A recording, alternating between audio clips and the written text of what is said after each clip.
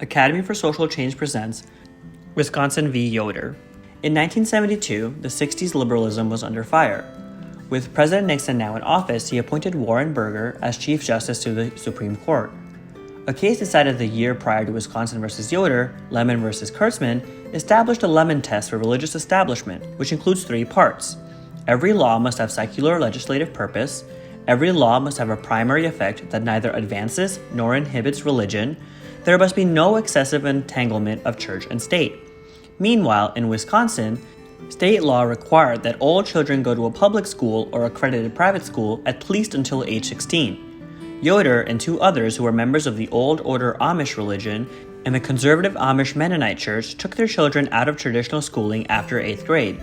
Yoder was charged with violating the compulsory education law and was fined $5. The Amish father sincerely saw education as a threat to the Amish way of life, thinking that it could endanger the salvation of their family. Therefore, Yoder claimed that the state was in violation of the Free Exercise Clause of the First Amendment, which states that Congress shall make no law prohibiting the free exercise of religion. In 1925, the First Amendment was incorporated to also apply to the states.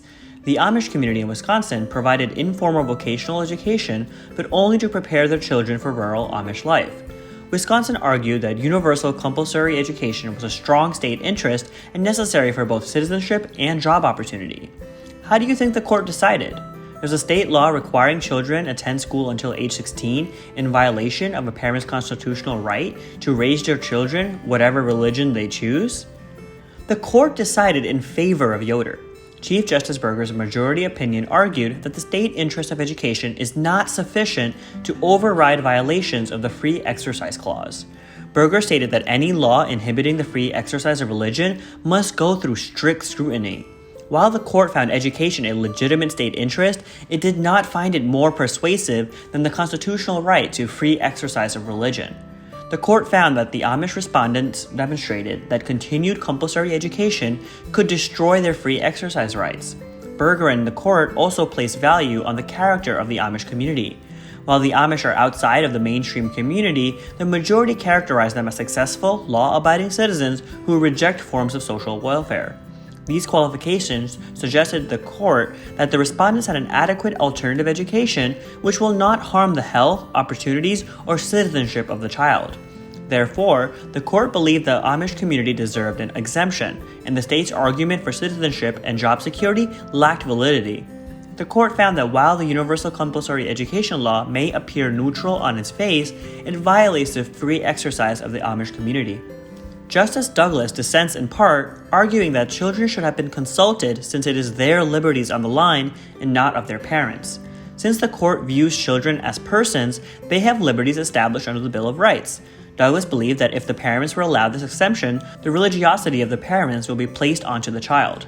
Therefore, a child should be able to decide for themselves whether or not to continue their secular education, and the state should uphold the child's desires even if they're in conflict with the parents' beliefs.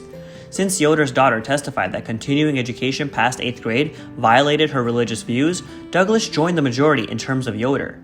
Since the children of the other respondents did not testify as to their view of education, Douglas dissents on the decision to allow the other respondents' children to stop attending schools.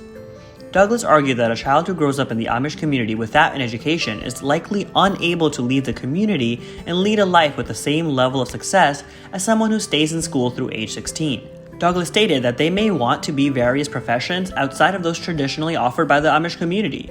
The justice went on to say that stopping their education at 8th grade bars them from the new and amazing world of diversity that we have today. Justice Douglas also argued that the court's distinction around the good citizenship of the Amish people should have made no difference in deciding the case. Douglas thought that a religion is a religion regardless of what the criminal records of its observers may be. However, his opinion was outnumbered. Wisconsin v. Yoder marked the ending of the previous Warren Court's hostilities towards religion. The case led to more concerns surrounding minority religious rights and protecting all religious communities from secular attack. The moral majority came to be a strong voice for protecting established religions and thrived during the Nixon administration. The court has continued to demand exemptions for laws that appear neutral but inhibit religious free exercise. Nearly 50 years later, in Masterpiece Cake Shop Limited versus Colorado Civil Rights Commission in 2018, the court decided that Colorado law requiring a baker to make a cake that violated his religious beliefs surrounding same-sex marriage violated the free exercise clause. Now it's your time to think further. Do you think that since the Amish people were considered good citizens and not burdens to the welfare system, they should get special exemptions to state schooling requirements?